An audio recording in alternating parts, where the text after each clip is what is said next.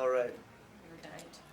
Well, my name is Jeff Anderson, and I am one of the lawyers, along with Greg Gianforcaro, privileged to stand with several survivors, all of whom have brought civil suits here today against the Archdiocese of Newark. And they have named offenders, and the cases really target the practices and the choices made by the Catholic bishops and archbishops and the top officials in the Diocese of Newark for so long. And now that the law has changed in New Jersey, it gives each survivor a chance to have a voice that she or he didn't have a chance. And so we are honored and privileged to stand with them as they share the voice that they now have the ability to express with the intention of making sure the Archdiocese comes clean and making sure that kids are protected in a way in the future they haven't been in the past. And so we're going to begin first by discussing the suits that have been brought on behalf of actually five different survivors, three of whom stand with us here today, and each will introduce themselves, and each were violated, betrayed in horrific ways by this offender, Giella, now widely known, but protected for many, many years. And so I'm going to ask first you, Micheline, to step up, give us your name, and then share with us what it is that caused you to make the decision to bring this suit and file it here in Newark today. Thank you, Jeff. Good afternoon. My name is Micheline, and I'm here today to voice my story as a victim of childhood sexual abuse at the hands of Father Augustine Giella. And this is him right here. I use the word voice specifically because that's what was given to me as a result of the new law that was passed in the state of New Jersey, allowing victims to finally be heard, no matter how long ago the abuse took place. And I thank my attorney Greg Gianforcaro and Jeff Anderson for all the work they did in helping pass this law, which was so long overdue. For me, my voice was silenced and buried for over 58 years. I was abused by Father Giella from the ages of 9 to 11 while a student at Holy Trinity Church, a school in Hackensack, New Jersey. At the time, I was a child and really couldn't fully understand what was happening to me, but I knew it was wrong. In many investigations into crimes, no matter how long ago, the question is asked, who knew what when? In this case, I'm here before you to tell you, they knew this then. They being the pastor of Holy Trinity Church at the time of my abuse. When I was in 5th grade, I went to my mother and told her that Father Giella would always take me on his lap while I was attending Girl Scout meetings, which were held in the basement of the church. I told her some, but not of all, that was going on, because as a child I was embarrassed and did feel a level of guilt. I told her that he could kiss me and play with my hair, and I thought that he had a heart condition because of his heavy breathing. She immediately knew what was going on and went to one of the parish priests, Father Di Domenico, and told him what was happening. He told her he would go back to the pastor, Father John Murphy at the time, and get back to her. Eventually he did get back to her and told her that Father Murphy said that I should stay away from Father Giella. Hearing this as a child made me feel more guilty and ashamed. They knew then. Father Giella's action caused countless negative reactions throughout my entire life. reactions that manifested in negative behaviors and feelings, and others that remained buried within me until this past year. His actions caused this child to grow into an adult, unable to react or feel as a normal, healthy adult. Father Giella stole this from me. The Catholic Church not only hid this, but allowed this monster to continue his abuse throughout the state and into another state, robbing other victims from the joy and happiness that they were unable to experience. So I say to the Catholic Church and to the Diocese of Newark, who knew what, when, you knew this then. And I say to the other victims out there who have not yet come forward, it's time. Thank you. Micheline, thank you for your truth and your courage and sharing this sorrow that you've carried for now over 5 decades. Yes. Come on, stand forward and step up, Deb, and share with us first your name and then what brings you forth today, having now filed this action against the Archdiocese of Newark, having found a way to share your sorrow and your secrets with us, and now incorporated that into a lawsuit to hold those who chose to stay silent and protect this offender for so many years accountable. My name is Debbie. I can thank you all for all your help and support. I, too, like Micheline, was a student at Holy Trinity in Hackensack. My abuse started with Father Giella when I was 6 years old, till I was about 11, as also a Girl Scout and Brownie. I was more of a quiet child. I did not think anybody knew that was going on. I kept it quiet, and he was more of a predator on me, pulling me onto this, we had a chair that he would sit on in the downstairs of our church, and he would sit us in his lap. The chair eventually would get moved to different places, more quiet places. His hands would move into different places on your body, on my body, in private areas, and you would feel his fingers touch you, his kisses. He was very sweaty, and as Micheline said, you thought that there was something wrong with him. He had this very heavy, minty breath. And then you would try to get away from him, but his grip was overbearing, being a small child. No matter what, he would find you, whether it was in the school, or whether it was in the playground, or whether it was in the Girl Scout meeting. He was there. He was always there. Debbie, you felt alone at this time and of course powerless as a young child. I did. Is this something you were ever able to tell before recently, anybody? I did not. I kept it my secret. It was my secret. I did not talk about it to anyone. And my voice was heard just recently. I am 65 years old, and because of what has been going on now, and through the efforts here, I've been able to finally recall everything that's been happening by, bits and pieces.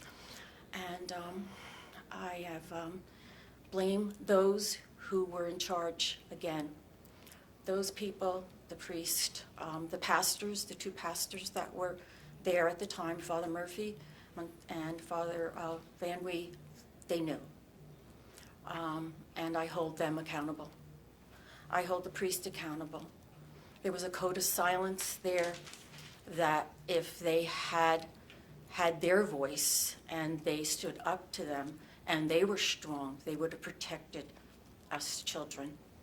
And it would never have gotten any further all these years. And it would never have gotten out of Holy Trinity. and he could have been stopped. He was a sick monster, but he could have been stopped, and he would have not escalated as he did all these years, and other women and men would have been protected. So, as I find through the years that my bishops, as I grew older in the different dioceses that I've been a part of, were also possibly part of it too, it makes me very distressed that these people also could not stop it. So I hold them accountable, and I hope that with everybody's effort that we can stop this and make them all accountable for their actions, and to help other children not have to go through what we have gone through and have to deal with this at the ages that we are, because the effects on our lives, especially mine, when I realize what he has done to me as things have unraveled through therapy, are insurmountable, and how the effects have been on my family personally. So I thank you all for being here today. And thank you, Deb, for sharing your sorrow, getting help, telling the truth, and also making it known and helping it be known how not only predatory Giella was, but how all those around him and at the top were complicit in these crimes. Because this is a painful truth, that you have lived a sorrow you now have shared with courage and grace, and we're grateful to you, and most importantly, kids in the future. Yes, we have to protect them. Thank you, Deb. Thank you.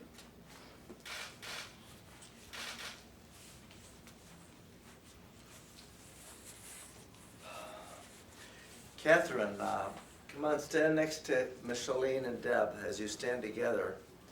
And each of you have chosen to bring actions today naming the Catholic Archdiocese of Newark for their dangerous practices, each of you having been violated and betrayed and raped by a predator, now known publicly but kept secret for so many years. And you stand together using your names today, and that's a choice you made. You also know that you could have proceeded as Jane Doe and John Doe, or John Does, and if you were males, and that we have two other survivors that filed suit at the same time along with you, who are using the Jane Doe designation. So thank you for standing with us, using your name, taking this action, and sharing your voice. And so, Kathy, please introduce yourself and tell us what you think needs to be now heard as you stand with us and for the kids. My name is Kathy McCormick.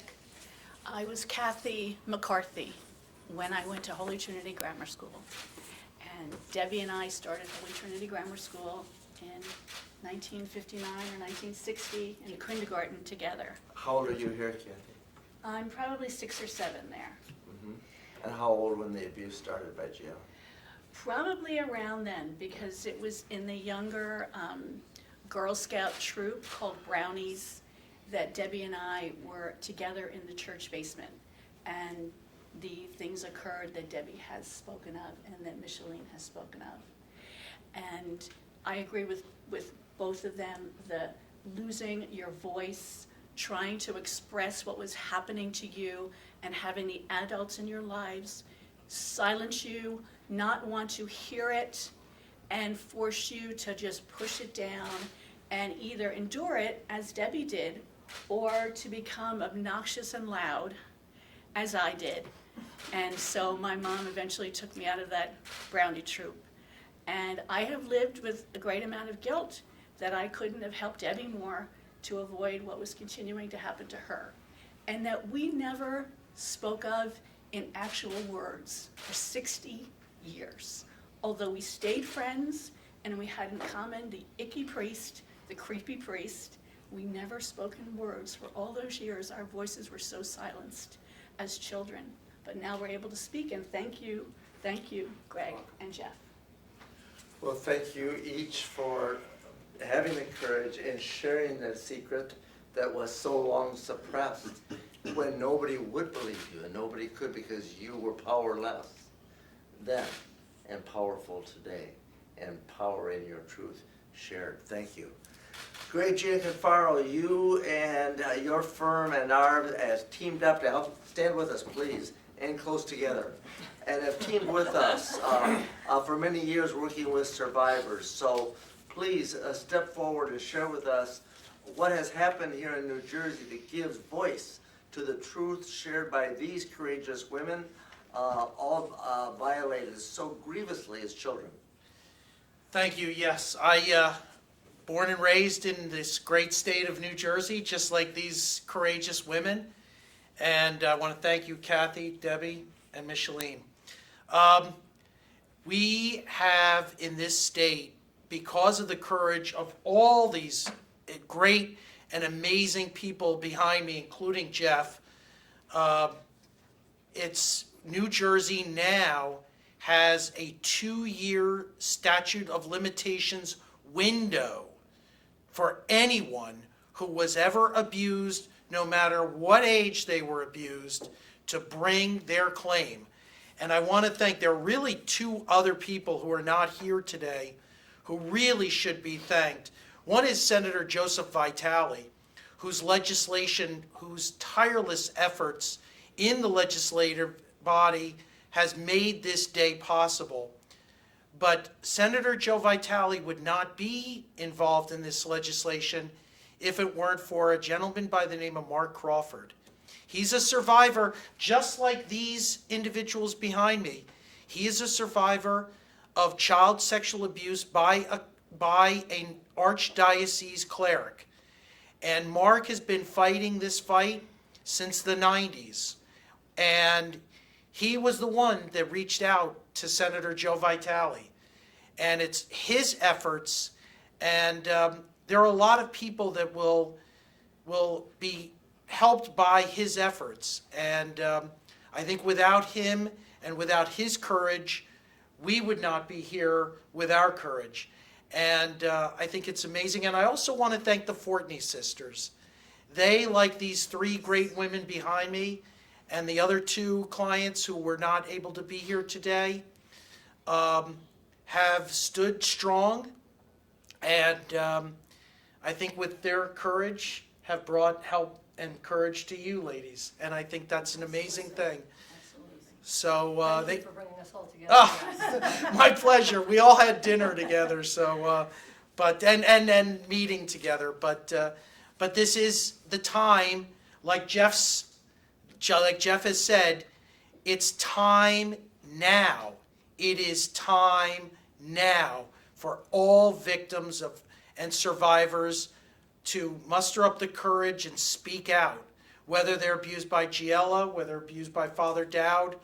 It's time, and I think it's an important message, and we look forward to great things ahead. Thank you. Thank you, Greg. Please stand with us here because we have another case that has now been filed as of this morning under the New Jersey law and rights afforded victims of abuse. And it is James, also known as Jamie Gilson, violated by Father William Dowd.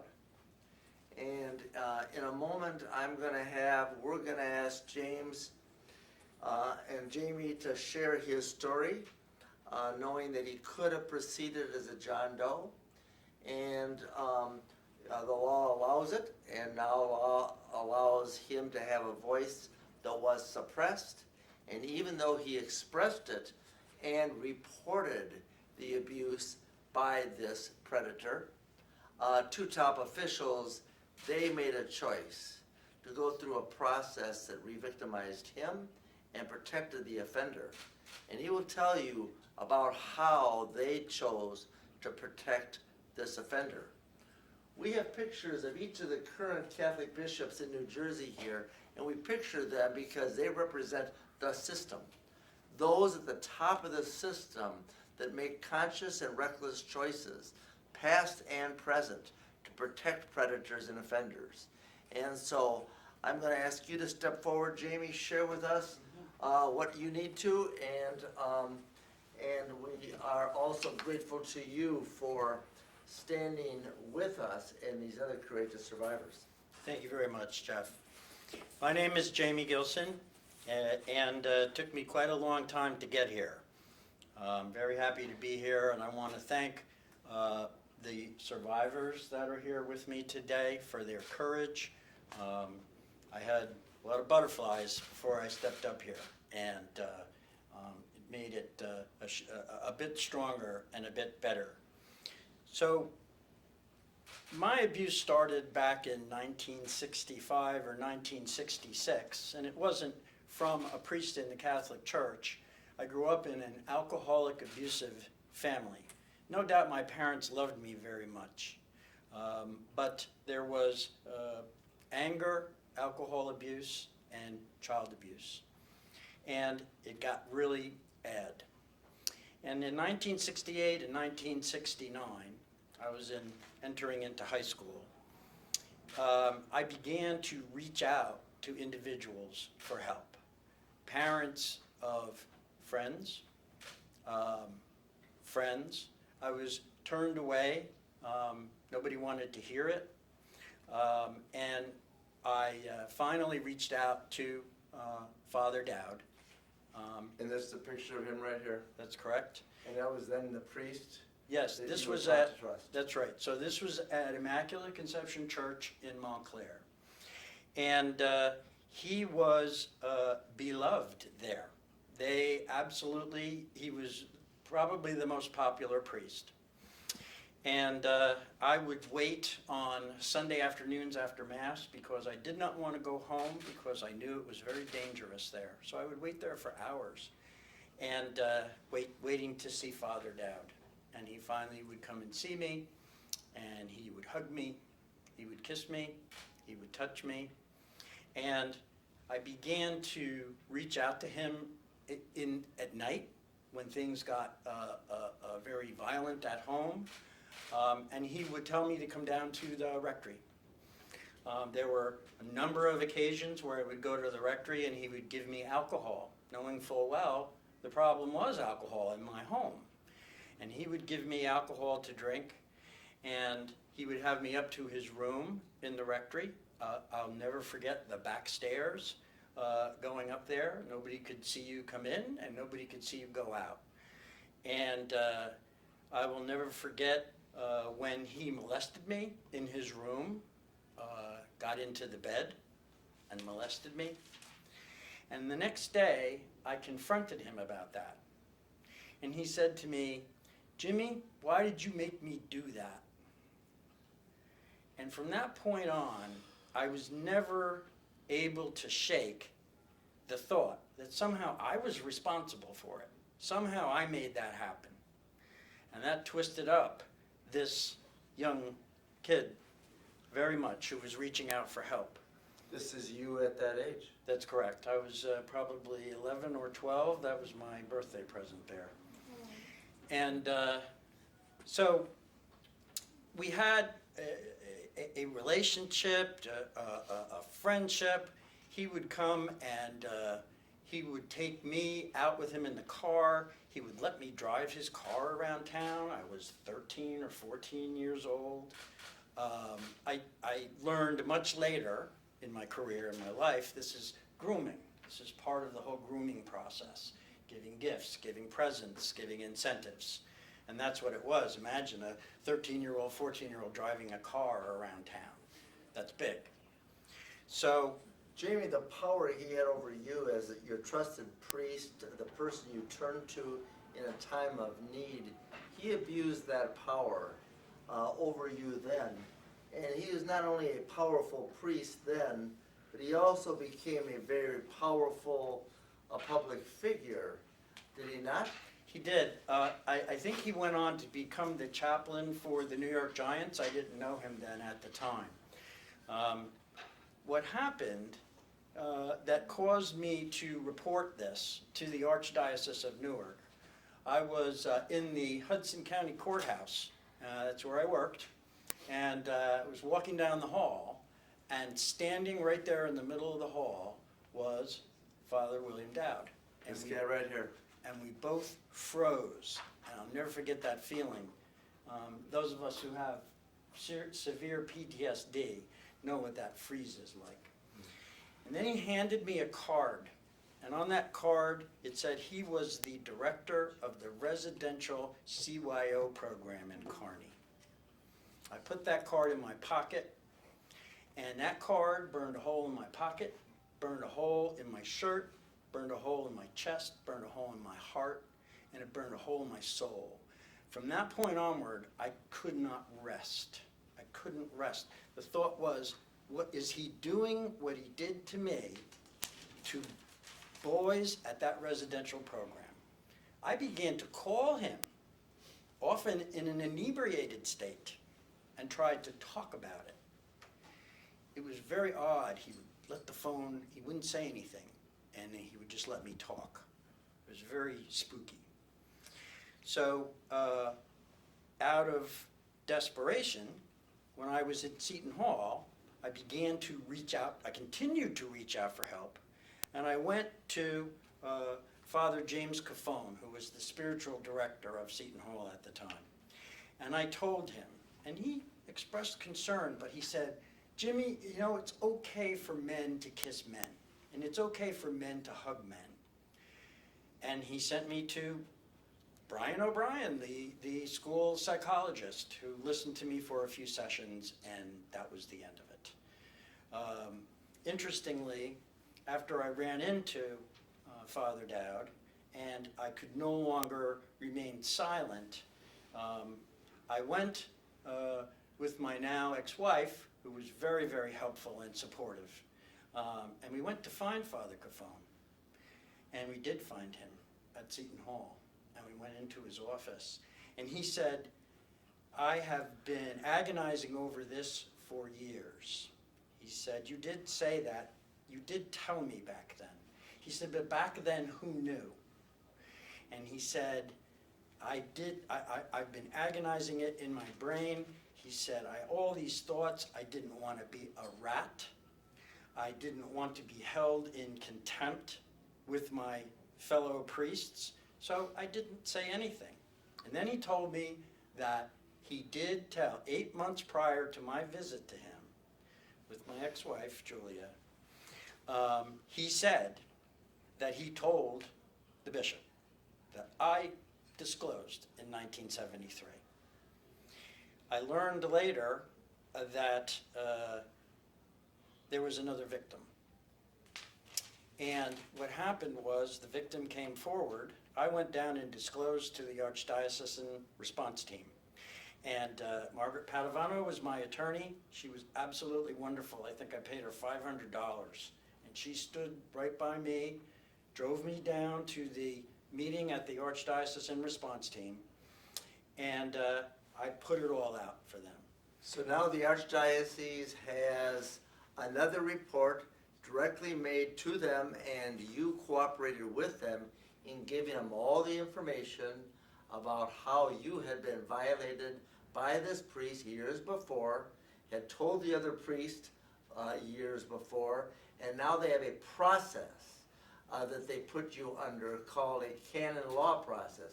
That is an internal process. Yes. Speak to that and how you were treated, and what year was this, Jamie, that you brought this to the Archdiocese of Newark to allow them to deal with it?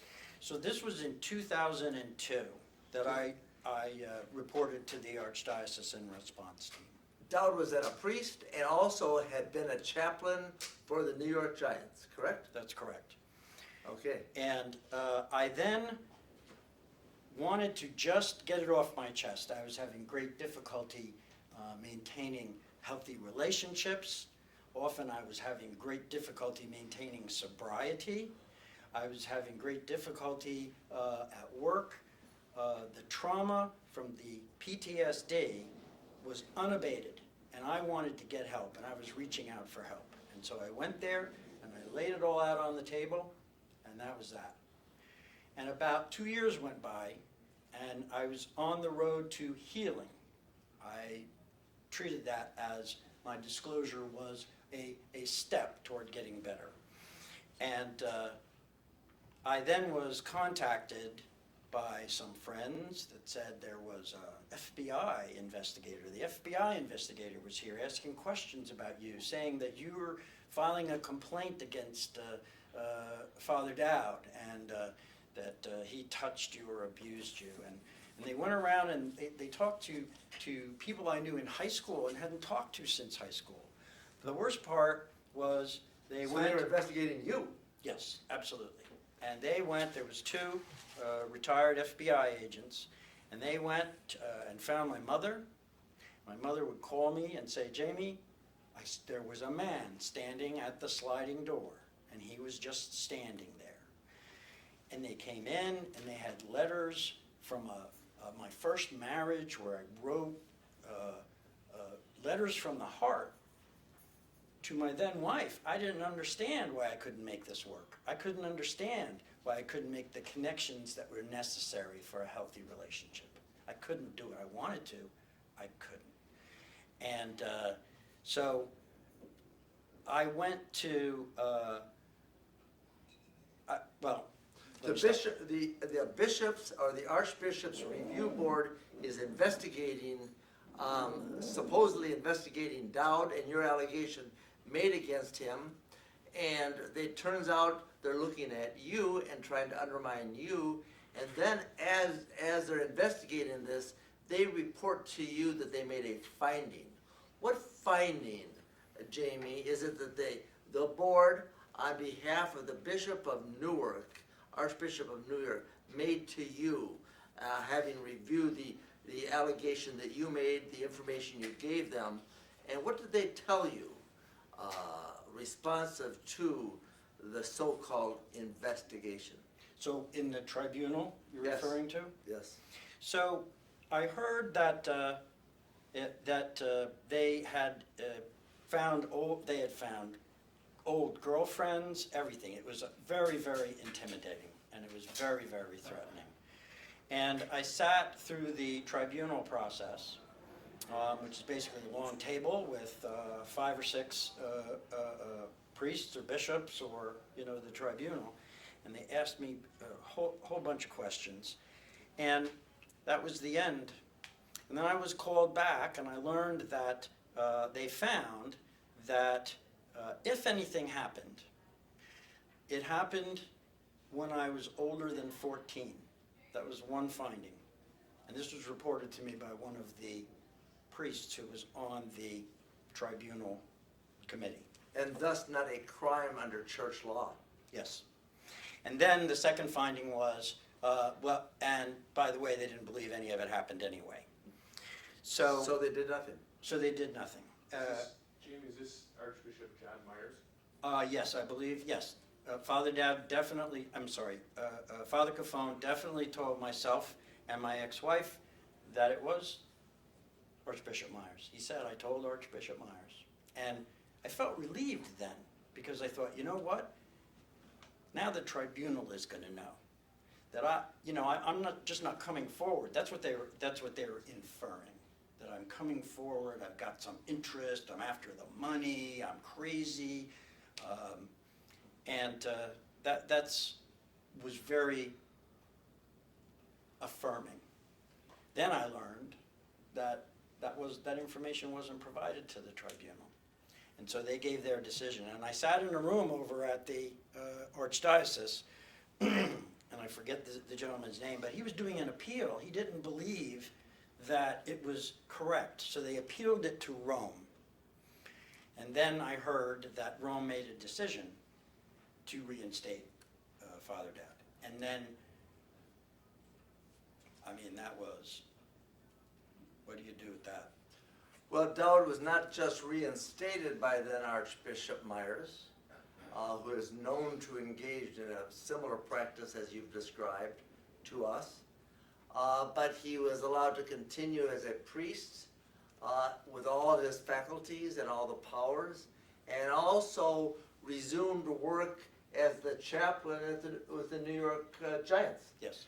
And in good standing until, where is he now, great Gianforcaro?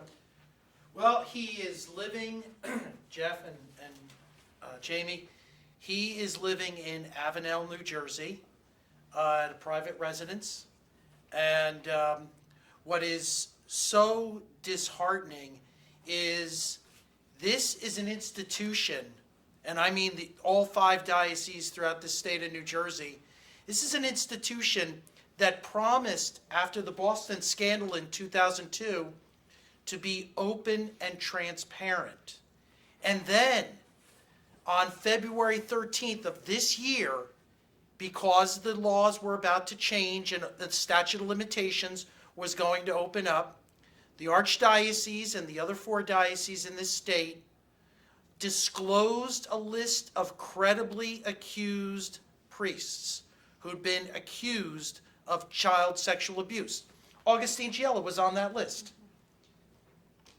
Father Dowd was not on that list, even though the response team, which is now the Archdiocese Review Board, found James Gilson's claims to be credible. And yet, he is not on that list. So it drives me crazy why an institution that claims to be open and transparent did not disclose his name on this list. And I don't understand that. I don't understand how Archbishop Myers could return Father Dowd to ministry. It just is it's only because of individuals like the man and the women behind me and the hard work of Jeff Anderson that we're trying to make a change. And we're trying to be truthful. And Jeff, you want to talk about the Anderson report, because that's the real report. That's the real truth. When the diocese disclosed the list of names on February 13th, there were 188. Shocking, amazing, 188 priests in this diocese, in this state, were accused of sexually abusing kids. Well, we looked at our list, and Jeff came out with a list of credibly accused priests, 311. 311. And we're adding, because there are priests, including Father Dowd, who were not even on that list. And I think that this is why, and earlier I said Mark Crawford, the strength and the courage of survivors like Mark Crawford to fight for justice so the truth really will come out. The real truth, not the Catholic Church's truth, the real truth.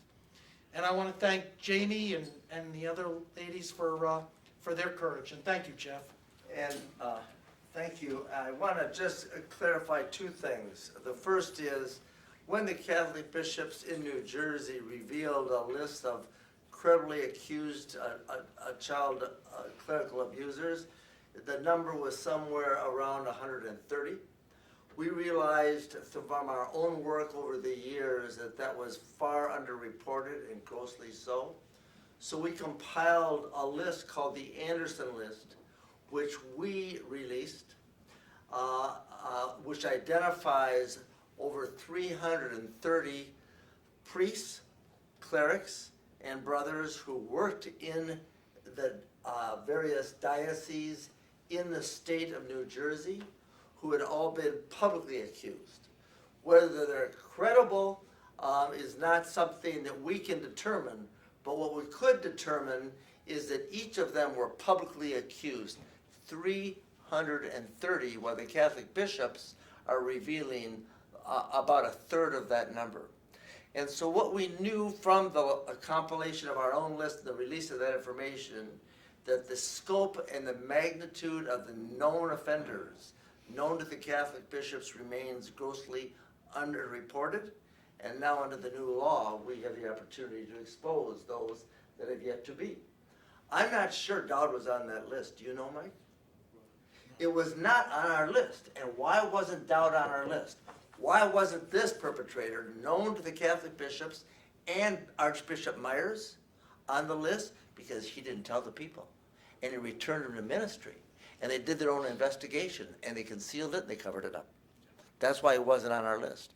He's now going on the list, and it's posted on our website at Anderson Advocates. The other thing, and the final remark that I really need to add, is the history of the Catholic bishops in New Jersey is sorted and demonstrated clearly in the testimony of Archbishop Myers. We took his deposition involving the cover-up of childhood sexual abuse. They denied that it had happened. He formerly came from Peoria, Illinois. We took his deposition here after it being installed as the Archbishop, and he admitted to us under oath that he knew of how many different offenders. I can't even remember. It was a number.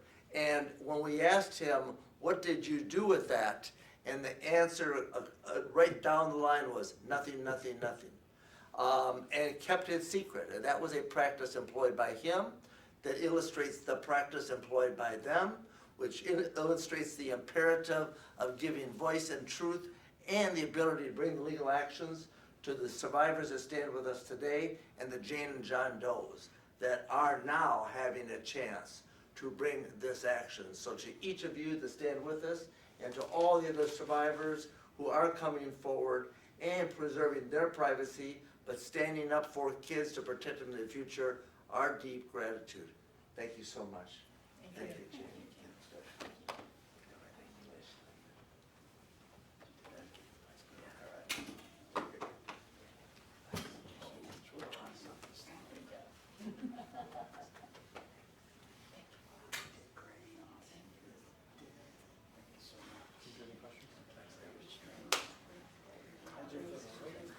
We'll see if there's questions here.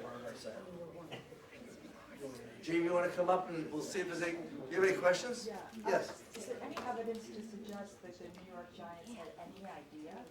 The question that we have, is there evidence that the New York Giants, when allowing this guy to be the chaplain in the late 1990s, and then again as recent as 2006, what do we know about what the Giants might have known?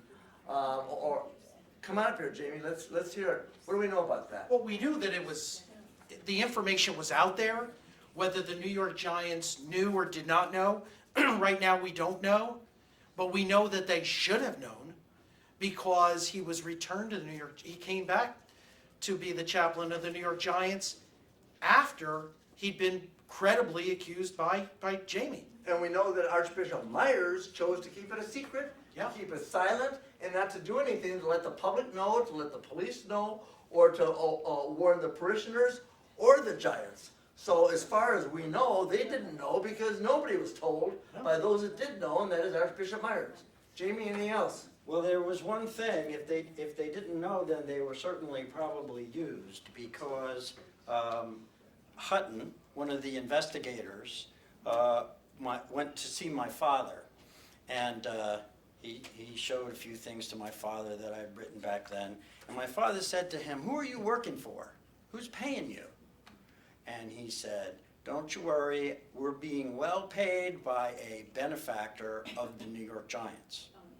So I don't think that implicates the New York Giants, but it shows what lengths these folks will go to intimidate. He said that to my father, as if it carried some weight. Well, we are deeply sorry that all of you have endured what you did, but grateful that you have shared this with us and this journey to you the same. The journey continues. The truth Thank will you. prevail. Could you It's give time. us the hometowns and the ages of all the victims? We'll give that to you after this. Thank you. Thanks for coming out. Thank you. Thanks, everybody.